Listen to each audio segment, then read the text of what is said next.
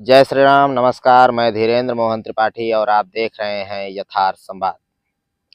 यहाँ भी खुदा, वहाँ भी खुदा, इधर भी खुदा, उधर भी खुदा। जहाँ आज नहीं खुदा है वहाँ कल खुदेगा। यहां भी खुदा, वहां भी खुदा।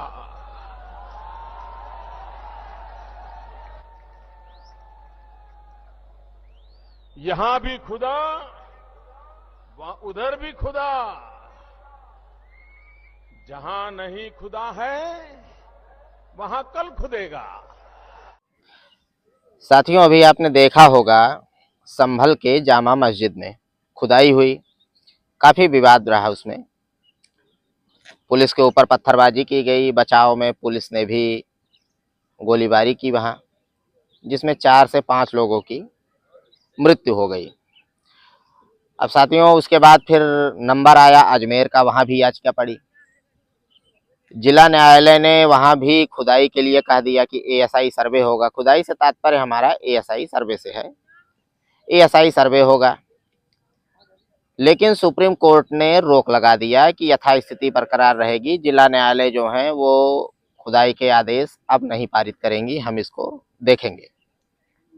लेकिन उसके बाद भी आप देख रहे होंगे कि गाहे बगाहे कहीं शिव मंदिर, तो कहीं बावली कुएं, तो कहीं किसी अन्य देवी देवता का प्राकट्य हो ही जा रहा है। कहीं ना कहीं आप देख रहे हो, काशी में भी देखे होंगे और भी अन्य जगहों पे इस तरीके से आप देख रहे होंगे।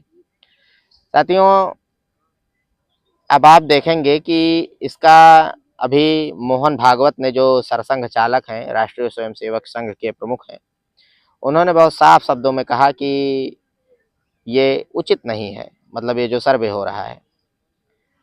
अब मामला ये आता है कि संघ का बयान एक प्रकार से देखा जाए तो ये भाजपा का बयान है, और भाजपा की सरकार भी उत्तर प्रदेश और केंद्र में है। इसका माने ये माना जा सकता है कि ये जो खुदाई हो रही थी ये पूरी तरीके से राजनीतिक हो रही थी, क्योंकि दिल्ली का चुनाव आने वाला है और उसमें राजनीतिक इसका लाभ जो है वो सत्ताधारी पार्टी के द्वारा लिया जाना था।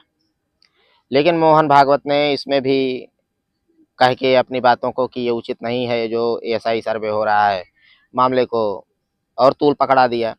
कई धर्माचार्य, यहाँ तक कि रामभद्राचार्य, जगत गुरु रामभद्राचार्य जो काफ़ी पॉपुलर हैं, उन्होंने भी मीडिया में आके कहा कि कोई हिंदू धर्म के ठेकेदार थोड़ी हैं। बात भी सही है। देखा जाए तो सनातन धर्म ही शाश्वत है, यही सबसे पुराना धर्म है, बाकी तो इसके आगे सभी पंथ हैं। तो जाहिर सी बात है कि सभी के पूर्वज तो एक प्रकार से देखा जाए तो सनातनी हिंदू हैं ही। तो खुदाई हो रहा था तो इसमें किसी को ऐतराज क्यों। और फिर दूसरी बात यह है कि चुनाव आता है तभी खुदाई क्यों याद आती है, दूसरी बात ये भी है। तो देखा जाए तो ये कहीं न कहीं एक प्रकार का राजनीतिक ये समीकरण बैठाने की कोशिश हो रही थी। अब आप देखें तो एक अगर सच में सरकार मतलब मंदिरों के प्रति गंभीर होती, सनातन धर्म के प्रति गंभीर होती, तो अपने यहाँ एक 1991 में उपासना अधिनियम बना, जिसको जो है कहते हैं प्लेस ऑफ वर्शिप एक्ट।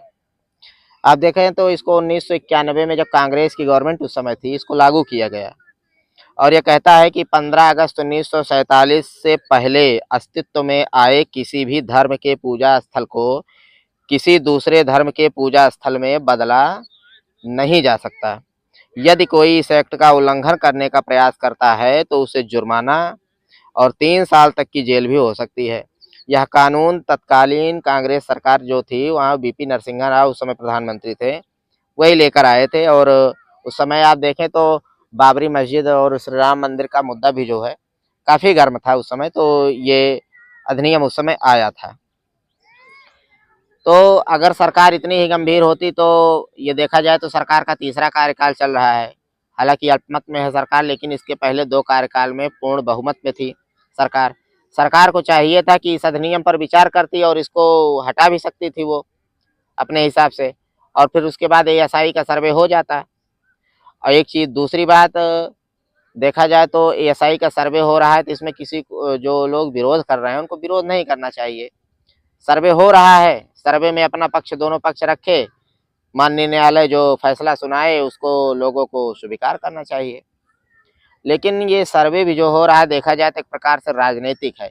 सर्वे कम हो रहा है, ढिढोरा ज़्यादा पीटा जा रहा है। बीजेपी खुलकर बोलने को तो तैयार नहीं, लेकिन संघ के माध्यम से बोल रही है। संघ का बयान भाजपा का बयान माना जाएगा, क्योंकि संघ के जितने नेता हैं यही आगे चल के भाजपा के नेता बनते हैं।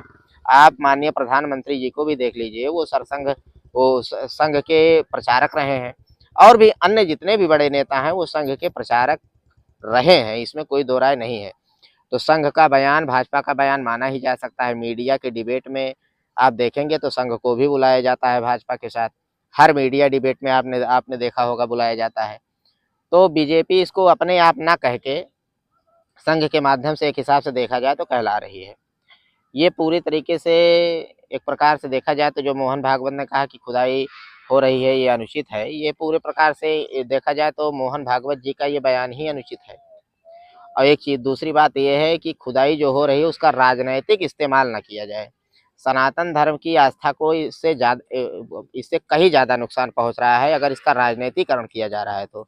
सच्चाई यही है कि हमारे मठ मंदिर जहाँ-जहाँ थे वहाँ-वहाँ मुगल काल में कब्जे हुए हैं। अभी आप देखेंगे तो बाबरनामा में बाकायदा इस बात का उल्लेख है संभल के जामा मस्जिद के लिए कि यहाँ पे हरिहर मंदिर था, और पुराणों में ऐसा लिखा भी गया है कि आने वाले समय में कल्कि का जो अवतार है वो इसी जिले में होने वाला है। तो किसी धर्म की आस्था को चोट पहुँचाने का किसी को कोई हक नहीं बनता है। इसलिए और धर्म पे जो ये आस्था पे जो चोट है हम बात कर रहे हैं, ये राजनीतिकरण से ज़्यादा पहुँचता है। तो इसका राजनीतिकरण नहीं होना चाहिए। जैसे यथास्थिति अगर एएसआई सर्वे हो रहा है तो होना चाहिए, और दूसरे पक्ष से भी मैं कहूँगा कि विरोध में पत्थरबाजी करना ये अनुचित है। पत्थरबाजी करके सर्वे पर रोक नहीं लगाई जा सकती है। अपना पक्ष रख के सर्वे पर कोई बात की जा सकती है। अपना पक्ष रखिए, इसमें बहुत ज़्यादा किसी को उत्तेजित होने की आवश्यकता नहीं है। मोहन भागवत जी जो हमारे सरसंघ चालक हैं, उनका बयान भी अनुचित है कि ये सब गलत है। गलत कुछ नहीं है। बात ये है कि जो सत्य है, सत्य को सामने आने में क्या बुराई है? सत्य को स्वीकार किया जाना चाहिए। अब इसी के साथ मिलते हैं फिर किसी खबर में। देखते रहिए यथार्थ संवाद। कृपया चैनल को लाइक करें, सब्सक्राइब करें और शेयर करें। धन्यवाद। जय श्री राम।